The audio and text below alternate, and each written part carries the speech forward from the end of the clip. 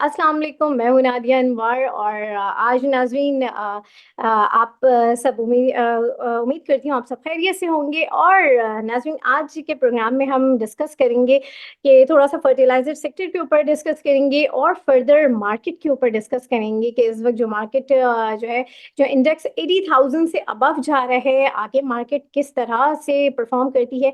और हमने देखा कि बजट के बाद जो है, वैसे तो हमने देखा कि हर जगह पे बड़ी पैनिक सिचुएशन है, लेकिन मार्केट का जो मोमेंटम है वो काफ़ी पॉजिटिव नज़र आ रहा है।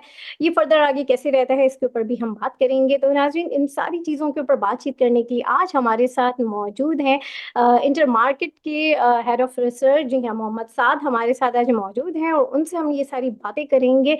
तो आइए उन्हें वेलकम करते हैं। अस्सलाम वालेकुम sir. Assalamu Nadia. Thanks for having me. बहुत शुक्रिया सर आपके टाइम का। और सर, सबसे पहले तो मैं ये जानना चाहूँगी कि मुझे ये बताएं कि आखिर इस वक्त जो मार्केट हमारी इस वक्त ट्रेड कर रही है, लाइक 80,000 अबव जो है इंडेक्स हमारा चल रहा है। तो इसमें आप आगे फर्दर क्या देखते हैं, किस तरह से मार्केट का मोमेंटम मजीद रहेगा। और चूंकि बहुत ज़्यादा लोगों का थोड़ा सा डर भी है कि कहीं थोड़ी रिस्की मार्केट भी लग रही है, और क्या करना चाहिए, क्या स्ट्रैटेजी होनी चाहिए इन्वेस्टर की, क्या इस वक्त प्रॉफिट टेकिंग करनी चाहिए या फिर थोड़ा सा जो है इंतज़ार करना चाहिए। थोड़ा सा इस हवाले से आप हमें ब्रीफ कर दें। जी, बेसिकली बाजार आप देखें अभी फिजिकल ईयर 24 अभी हाल में ही कंप्लीट हुआ है। उसमें बाजार ने मोर देन 90% रिटर्न दिया है। It has been a great year of market return. और बजट भी साथ में गुजर गया। बजट में बहुत ज़्यादा नेगेटिव मेजर्स नहीं थे। तो एक तो वजह ये है कि अ, जो हमने रैली देखी वो कंटिन्यू इसलिए कर रही है कि बजट में कोई बहुत नेगेटिव चीज़ नहीं है। स्पेशली बाजार का एक फेयर था कि सीजीटी जो है वो बढ़ा देंगे फॉर ऑल इन्वेस्टर, लेकिन वो गवर्नमेंट ने सिर्फ नॉन फाइलर इन्वेस्टर पे बढ़ाई। बजट में कुछ मतलब जाहिर है कुछ टैक्स मेजर्स इंक्रीज हुए हैं, सैलरी क्लासेस पे टैक्सेस बढ़े हैं वगैरह, इस तरह के नेगेटिव तो थे। बट जो जो मेजर वरी था मार्केट का, वो चीज़ उसमें मटेरियलाइज नहीं हुई। ठीक है। बाजार का मोमेंटम कंटिन्यू करेगा कि नहीं करेगा, इस पॉइंट से उसमें दो चीज़ें बड़ी इंपॉर्टेंट है। और कुछ हद तक जो बाजार में एक्सपेक्टेशंस हैं वो उसी उन दो चीज़ों से ड्राइव हो रही हैं कि एक तो ये है कि हम आईएमएफ प्रोग्राम में हमें एंटर हो जाना चाहिए इन इन द एटलीस्ट इन जुलाई या अगस्त। तो ये एक एक्सपेक्टेशन बिल्ड हुई हुई है कि पाकिस्तान आसानी से आईएमएफ प्रोग्राम रिस्टार्ट कर देगा या नए प्रोग्राम में एंटर हो जाएगा। दूसरी चीज ये है कि बाजार एक इंटरेस्ट रेट कट तो आ चुका है 150 बिप्स का। तो बाजार एक्सपेक्ट कर रही है कि आगे भी कट होते रहेंगे। अगर वहां पे कहीं पॉज आता है या एक्सपेक्टेशन से कम वो कट आते हैं, तो फिर शायद बाजार थोड़ा सा वहां पे एक ब्रीदर ले सकती है। बट आई थिंक ये दो एक्सपेक्टेशंस अभी बाजार को ड्राइव कर रहे हैं, और इस वक्त इन्वेस्टर्स काफी ऑप्टिमिस्टिक हैं इन दोनों चीजों पे। तो अभी इनको इतना रिस्क नजर नहीं आ रहा इन चीज पे। तो यस, बाजार का मोमेंटम कंटिन्यू करेगा, पर उसके बाद हैविंग सेड दैट ये भी जरूरी है कि आप क्वालिटी नेम्स में इन्वेस्ट करें इस वक्त। प्रॉफिट टेकिंग तो मैं नहीं कहूंगा, हम्म। बट इस पॉइंट पे क्योंकि बहुत सारी चीजें काफी चल चुकी हैं, और देयर इज अ रिस्क कि कुछ चीजें जैसे मॉनेटरी पॉलिसी पॉज हो जाए या उसमें कुछ रिस्क आ जाए या आईएमएफ में कुछ रुकावटें आ जाए, तो वहां पे बाजार थोड़ी सी करेक्ट हो सकती है। तो आप बहुत रिस्की आइटम्स में अभी इन्वेस्ट ना करें तो बेहतर है, जब तक कि इन दो चीजों पे क्लैरिटी मजीद और ना आ जाए। सही।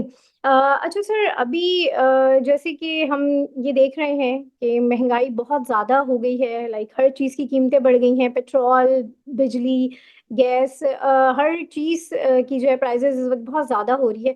तो हमें इन्फ्लेशन रेट जो है वो कुछ कम होता हुआ उम्मीद नहीं लग रही कि कम होगा।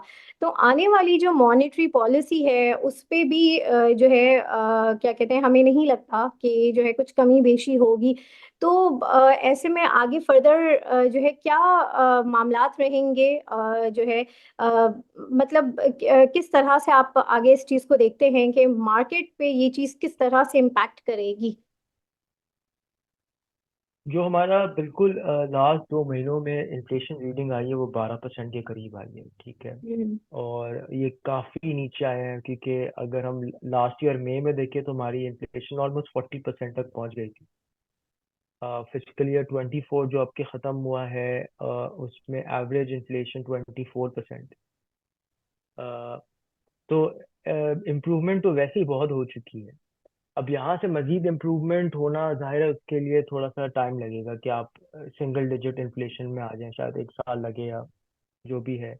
बट जैसे आप पूछ रहे कि इन्फ्लेशन यहाँ से दोबारा स्पाइक होगा, पॉसिबल है, क्योंकि आईएमएफ प्रोग्राम कुछ चेंजेस आपसे करवाएगा, एनर्जी टैरिफ बढ़वाएगा, और हो सकता है कि वो रुपी में एडजस्टमेंट करवा दे। तो उस वजह से फिर इन्फ्लेशन में एक स्पाइक आ सकता है, बट हमें ये नहीं लगता कि इन्फ्लेशन क्या 15% या 16% से ज्यादा जाएगी, ठीक है। तो अगले साल का व्यू वैसे अभी भी इंटैक्ट है कि average inflation over the next 12 month should be close to और लेस देन 15% और क्लोज टू 15%। आईएमएफ का तो आउटलुक प्रोजेक्शन कुछ 12-13% का है। बट अगर हम 15% भी अज्यूम कर लें तो उसमें भी ये है कि देर अभी भी गुंजाइश है कि आपके इंटरेस्ट रेट कट होते रहें। फिर आपने ये सवाल किया कि आने वाली मॉनेटरी पॉलिसी में जो जुलाई में हो सकती है, उसमें क्या डिसीजन होगा। तो यूं तो बेस केस ये था, या बाजार का व्यू तो ये था कि बस कंटिन्यूअली कट करते हुए जाएंगे। दिसंबर तक कुछ 17-18% तक आप पॉलिसी रेट को ले आएंगे।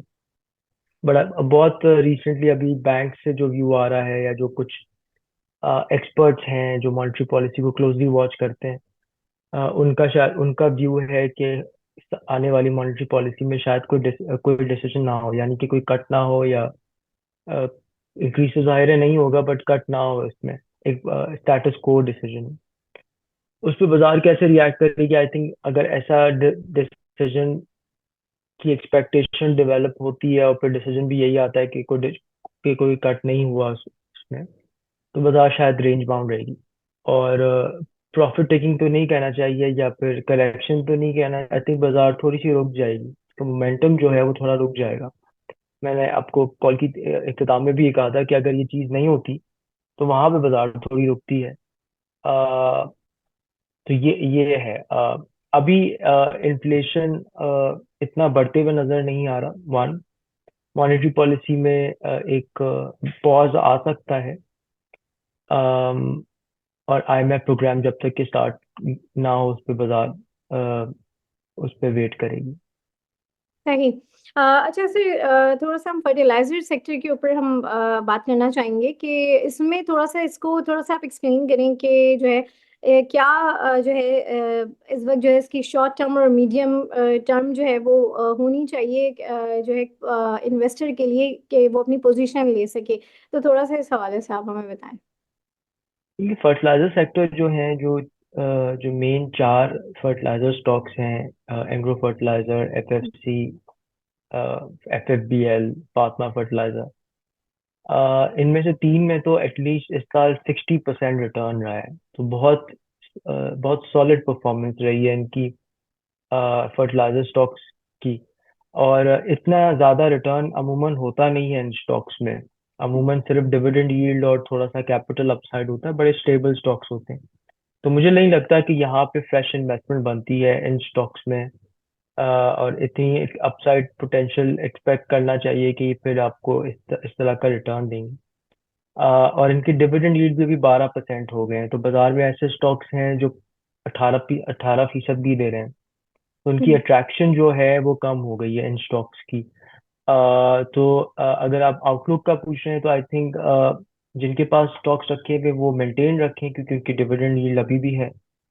बट फ्रेश इन्वेस्टमेंट शायद इस वक्त नहीं बनती फर्टिलाइजर स्टॉक्स में, और कोई ऐसा ट्रिगर नजर नहीं आता जिससे कि इनकी अर्निंग्स में कोई खास बूस्ट आएगा। सही।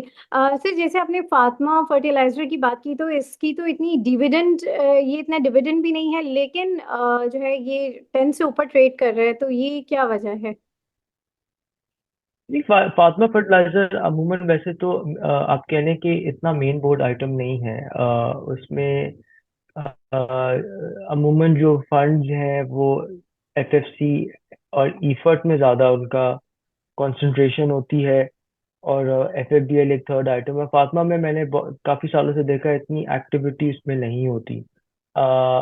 बाकी फातिमा फर्टिलाइजर का जो प्रोडक्ट मिक्स भी है वो थोड़ा सा ऐसा है कि गारंटीड सेल्स नहीं है। यानी कहने का मकसद है कि ईफर्ट और FFC यूरिया बेचते हैं, और यूरिया मतलब डिमांड बहुत इन इलास्टिक है कि प्राइसेस बढ़ी भी पर उसकी डिमांड रहती है, फार्मर्स को चाहिए होता है। बट फातिमा फर्टिलाइजर में कुछ ऐसे प्रोडक्ट्स हैं जो जिनकी डिमांड थोड़ी इन इलास्टिक है, अगर प्राइसेस बढ़ी तो वो शायद उनकी डिमांड कम हो जाए।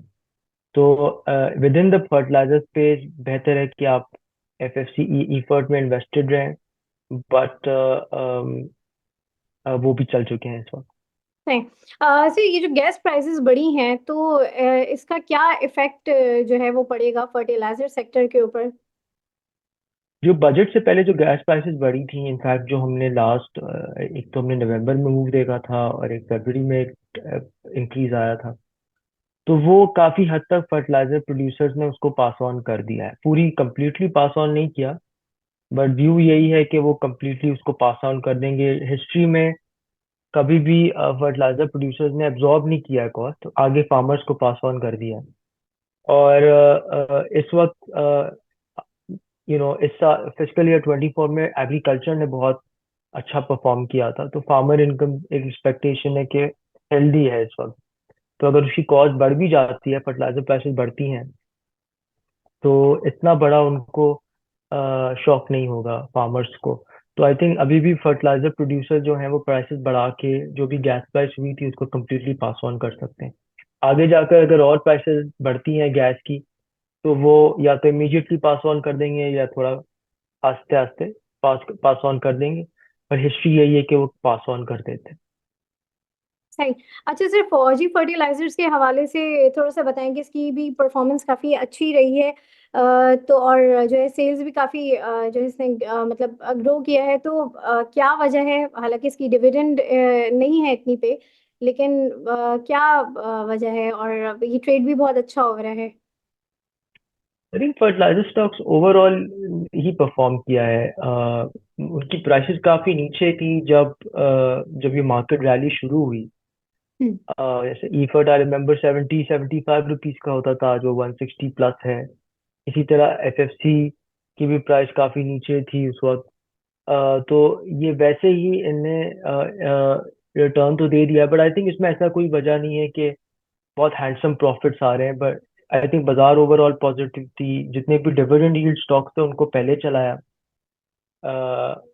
तो आई थिंक कोई कोई खास वजह नहीं रही।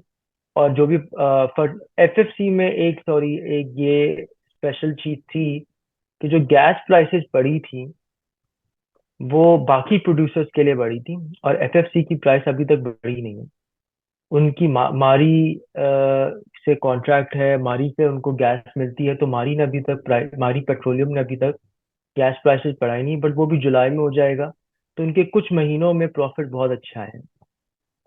तो इस वजह से FFC ने भी रिटर्न दिया है, बट आई थिंक उसका FFC का रिटर्न भी एग्रो फर्टिलाइजर की से मिलता जुलता रिटर्न। सही। अच्छा सर, INIL में काफी मोमेंटम देखी है, तो इसमें कोई न्यूज़ है क्या? वजह है, थोड़ा सा इस हवाले से बताएं। वैसे तो देखें, जब बाजार बहुत बुलिश मोड में होती है तो generally cyclical stocks out perform कर रहे होते हैं, उनमें काफी तेजी देखी जाती है। जब भी बाजार इस तरह के बुल फेस में होती है, जैसे हम अब देख रहे हैं कि एक साल में ऑलमोस्ट डबल हुई है।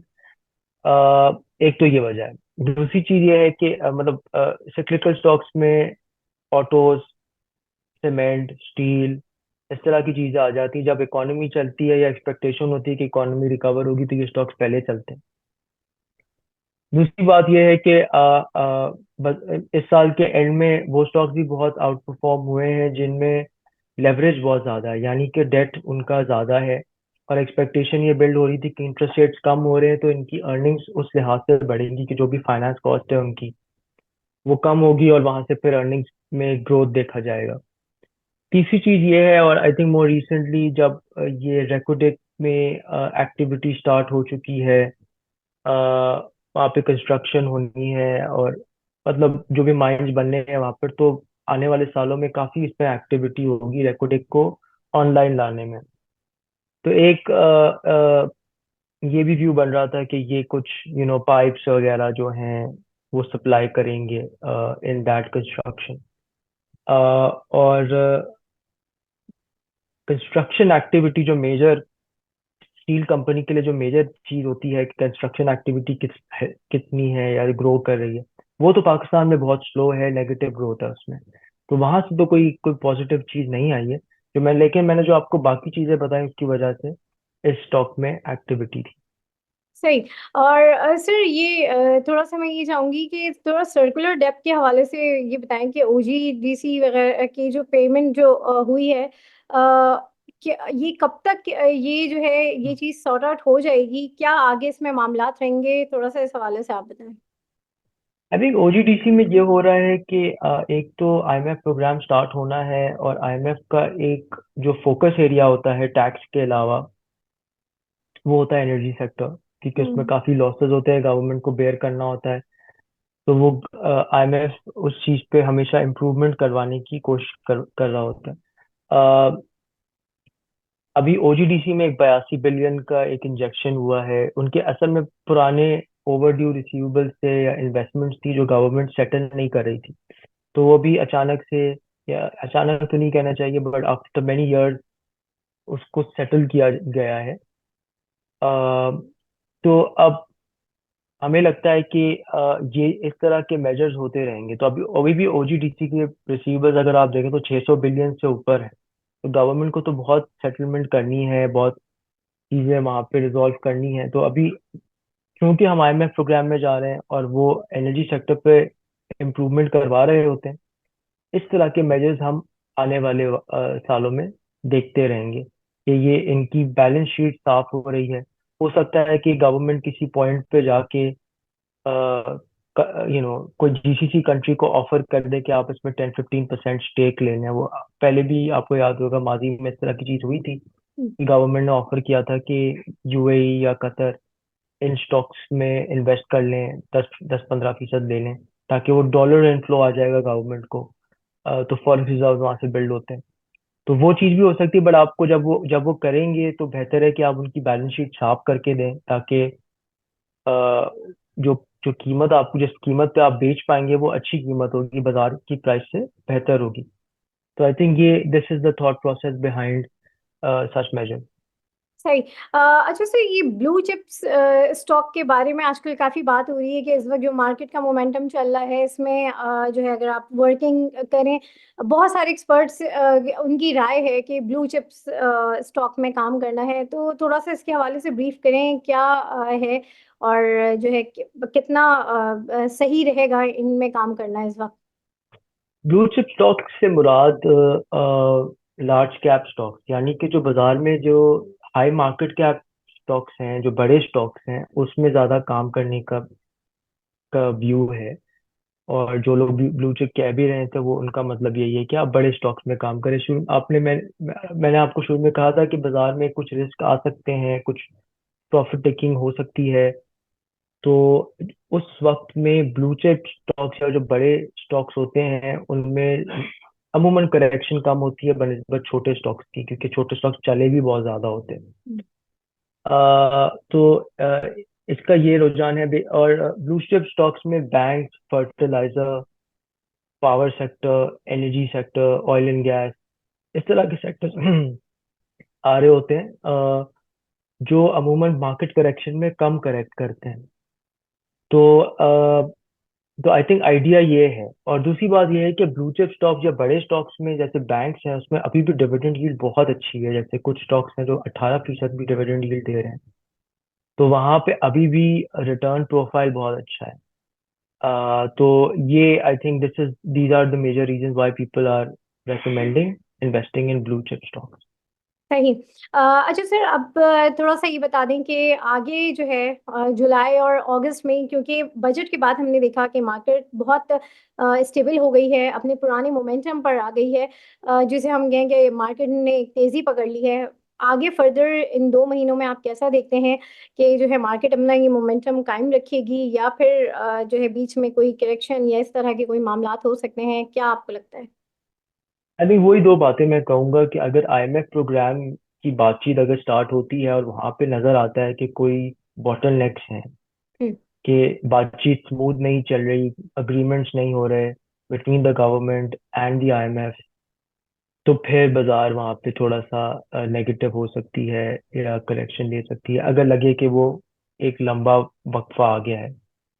एक तो ये चीज है। दूसरी चीज, जैसे मैंने आपको कहा कि मॉनेटरी पॉलिसी पे अगर ये व्यू डेवलप होना शुरू हो गया कि बाजार में कि ये अभी आस्ते आस्ते रेट्स बढ़ाए कट करेंगे, तो वहां से भी बाजार थोड़ी स्लो हो सकती है, क्योंकि अभी तो व्यू ये है कि बहुत तेजी से कट किए जाएंगे over the next hmm. 6 months until December. तो ये दो चीजें अगर कहीं भी शेक होती हैं, तो फिर बाजार करेक्ट हो सकती है या बाजार रुक सकती है, इस तरह का मोमेंटम ब्रेक हो सकता है। एक और चीज ये भी है कि कल की खबर है कि फुटसी ने हमें पाकिस्तान मार्केट को डाउनग्रेड किया है from emerging market to frontier market. आपको याद होगा कि एमएससीआई ने तो कि पहले ही कर लिया था कि हमें इमर्जिंग मार्केट से निकाल के फ्रंटियर मार्केट में डाल दिया था इन 2021। तो जब ऐसा होता है तो बहुत एक फॉरेन सेलिंग आती है, और इसमें भी ये लग रहा है कि वैसे ये डिसीजन तो सितंबर में होगा इफेक्टिव, तो सितंबर में एक बड़ी सेलिंग आ सकती है, फॉरेन सेलिंग। तो उससे पहले शायद बाजार थोड़ा सा करेक्ट होना शुरू हो जाए, या उस वक्त बाजार एक करेक्शन ले ले सितंबर में। तो वो एक चीज है other than IMF and monetary policy. But अभी फिलहाल कोई और रिस्क नजर नहीं आता। वैसे कुछ भी जो पॉलिटिकल इवेंट होता है इन द मिडल ईस्ट या जो भी है, जिनसे ऑयल प्राइसेस बढ़ती हैं या कमोडिटी प्राइसेस बढ़ती है, अगर इस तरह का कोई इवेंट होता है तो वो आप एक और रिस्क फैक्टर ले सकते हैं। बट अभी फिलहाल वो भी एक लो प्रोबेबिलिटी इवेंट लग रहा है। सही। बहुत शुक्रिया मोहम्मद साद साहब आपका, और जो है आपके वक्त का, और आपने काफ़ी अच्छी इन्फॉर्मेशन हमसे शेयर की। नाजरीन, इसके साथ ही आज के सेशन से मैं आप लोगों से इजाज़त लूंगी। आप लोगों से इंशाल्लाह फिर मुलाकात होगी, तब तक के लिए अल्लाह हाफिज़।